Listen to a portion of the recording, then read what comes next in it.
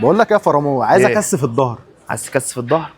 هديك تمرينه، هي بلدي بس مميته. تعمل لك حاجه اسمها الثيكنس او الكثافه العضليه للظهر. تعال تمسك لي دمبلين كده على قدك، ما نقعدش نمرجح الاوزان، وهتقعد كده رجلك زي ما انت شايف كده، رجلك اهي، وهنزل كده بصدري، صدري يكون هو اللي بره، وامسك الدمبل، ايدي مش معدوله كده، لفه سنه، تحت مفروده، واقصر. هاتها بالجنب كده يا عمر، اقصر